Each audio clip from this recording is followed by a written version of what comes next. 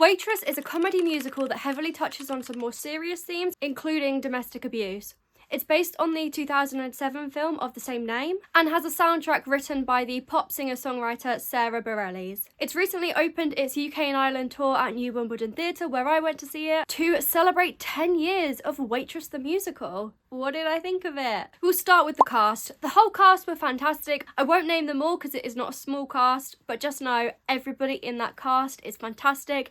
However, there are two standout performances for me which I do want to highlight, because whilst everyone was incredible, these two were particularly incredible. The first one probably won't surprise many people, but that first standout performance for me is Carrie Hope Fletcher as Jenna. Jenna is our main character. She is the one that goes on this big emotional and character development journey. Carrie really manages to encapsulate Jenna's warmth, but also her fierceness, whilst also letting us see little glimpses of that vulnerability that Jenna tries so hard to keep hidden. Carrie really takes us on Jenna's journey with her. We get to see Carrie take Jenna on that journey of having those experiences and gaining those tools that do eventually allow her to break free. The other standout performance for me is Mark Anderson as Ogie. Mark really embodies Ogie's goofiness, his kookiness, his awkward turned animal-like passion with Dawn, and just this general affectionate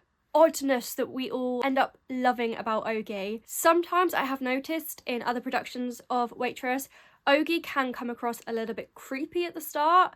Part of that is to do with the first song that he sings, but Mark somehow managed to bypass this creepiness, which personally I liked. I don't really like it when Ogie does come across as creepy because I don't think that really works. I think it just makes the whole thing feel a bit uncomfortable where I don't think it's supposed to. But Mark managed to bypass this creepiness and instantly make Ogie this awkward, silly character that you end up warming to and rooting for really quite quickly. I also think Ogie's first song, Never Ever Getting Rid of Me, does lend itself to some of that creepiness that personally I don't think works with Ogie's character and that Mark managed to just bypass completely. But I think what Mark did with Never Ever Getting Rid of Me is he made it this song that was this guy that's just really awkward but also quite sweet and just is rubbish with the social boundaries and has no idea how creepy that it might sound in another context. He's definitely my favourite portrayal of Ogie that I've seen so far, although granted I haven't seen many. I also want to mention Evie Hoskins as Dawn. She plays Dawn even more over the top than I've seen before, and Dawn already is a very over the top character, so I was quite surprised to see Evie playing her even more extreme, but actually that really works. For a character like Dawn, it should work anyway, but there is the danger of the performer losing some of Dawn's nuances, some of her vulnerable moments,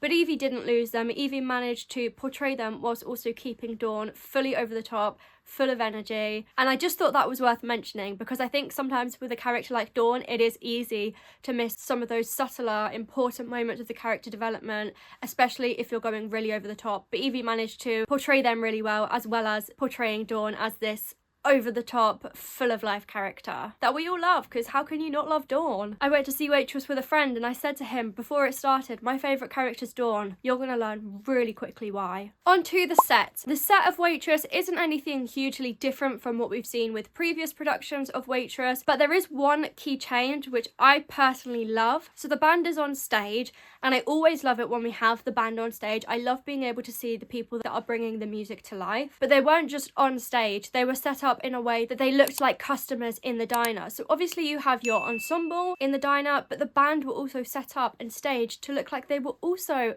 customers in the diner, and they had a little kind of bar area where characters were placing food and drinks as if they were for the band. I thought the way they integrated the band with the set worked really well, and I'd love to see more shows do that. The music, well, I already know that I love the soundtrack written by Sarah Bareilles. I've been listening to it for about a year. I saw the pro shot roughly a year ago. Before that, I will be honest, I had no desire to see the show before that. I was sick of some of the songs because I'd heard them so much, but I was working on one of the songs with my singing teacher, so I thought, you know what, the pro shot's available, I'll go and watch it so I can get a proper idea of what it's about.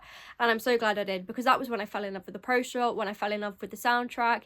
Even the songs that I was sick of because I'd heard them so much. I realised with the context of the show, they are beautiful. So all things considered, I've only been a fan of Waitress for a year, which is nowhere near as long as some people, given that the show has been running for 10 years. But one thing I did know going into this is that I love the soundtrack. I love the songs in this show. I think Sarah Bareilles is a fantastic songwriter. I think sometimes when you get these pop songwriters to write songs for musicals, it doesn't always work. But I think with Sarah Bareilles, especially the style that she's written it in, I think it works really well for Waitress, really well for the characters, especially Jenna. And I think the style of music that almost, it's pop, but it's almost got a slightly country feel to it. I think that works really well for the setting as well, given that it takes place in the southern states. I don't know which one exactly. Might have to do a fact check there. I just have to mention this. Carrie's performance of She Used to Be Mine and Everything Changes gave me shivers, but two completely different types of shivers. She Used to Be Mine, it's heartbreaking, it's gut-wrenching, it makes you feel like you're being ripped apart inside, and I thought I was on the verge of tears then. And then we got to the end and we got to Everything Changes, which is a really positive song. And oh my god, I thought I was close to tears and She Used to Be Mine. Everything Changes, oh my god, I cannot compose myself. And I don't cry at theatre. I didn't cry, but I was very close to it. And to be honest, even to get to the point where I feel like the tears are going to start running is really impressive. I just don't cry at the theatre. I don't cry at movies, I don't cry at stories. That makes me sound really cold and heartless. I'm not, I promise. I cry a lot at real life things.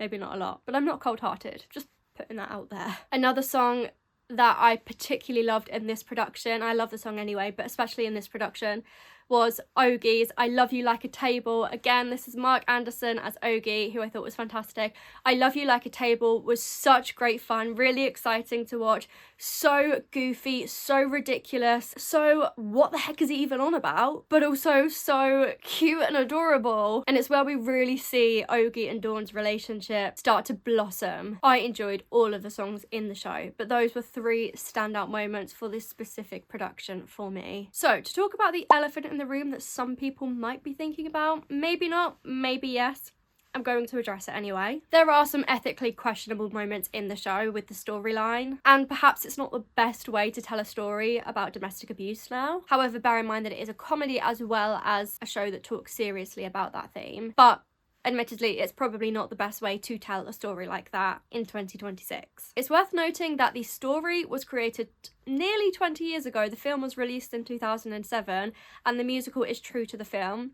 And the musical itself is 10 years old, which is why we're celebrating with a 10th anniversary tour this year. I think it's okay to acknowledge that whilst the story has potentially problematic elements, that is sometimes the case with stories that are several decades old. And I think the show is still an important one to have around because the overriding message is that of female friendship, female empowerment, and the fact that neither Jenna nor any woman needs a man to live a happily, financially stable life or to raise a child. I would love to find out just how many women or men saw Waitress whilst in an abusive relationship, whether that was a romantic relationship or some other form of abusive relationship. How many of them saw that and that was the tipping point? That was the thing that made them go, I'm getting out. For some people, I imagine they might have watched that, and it was only when they watched that that they even realised that they were in an abusive relationship. Because the way that the story starts, Jenna's husband, Earl, just seems like a bit of a... I need a PG word. Is this telling me I swear too much if I can't think of a PG word for the various non-PG words I can think of to describe him? He's a piece of work. He's not particularly nice, but it doesn't, to me anyway, at the start it doesn't seem abusive. And the first time I saw it, it was only as the story went on that I really started to realise, oh, this is abusive. And the way he was behaving at the beginning of the show, that was abusive too. And actually that's how the abuse often starts. But for me, the first time I watched it, it wasn't till later on in the show that I really understood that he was an abuser. And therefore, I wonder how many people who were experiencing abuse watched that. And it was only through watching Waitress that they realised that they were experiencing abuse. I don't know. I would love to see some sort of survey study done Obviously it's quite a sensitive subject and I don't know how you conduct that accurately, but I imagine there are quite a few people for whom Waitress either made them realise what they were experiencing or gave them the courage to leave, or both. And for those reasons, I think Waitress is still a really important show to exist, but I do think it's worth having those conversations surrounding the slightly problematic elements of Jenna and the Doctor's relationship, because two things can exist at once. There can be problematic elements whilst it's still overall being a show that carries an important, helpful message. I know some people have quite big issues with the story, other people don't really have any issue with the story. I think these conversations are great to open up, and if you'd like to continue that conversation in the comments, please do. I would love to know what you think, especially regarding Jenna and the Doctor's relationship. But for now, that is the end of my review. I will reply to any comments left on this video. Do let me know what you think. I love to hear it. Waitress is touring the UK and Ireland as part of this 10th anniversary celebration until October 31st this year. So if you want to see it, you have loads of time. But for now, I will see you next week for another video. Please like and subscribe if you liked this video. It helps me out so much, and share this video with someone that you think might enjoy it as well. But goodbye for now.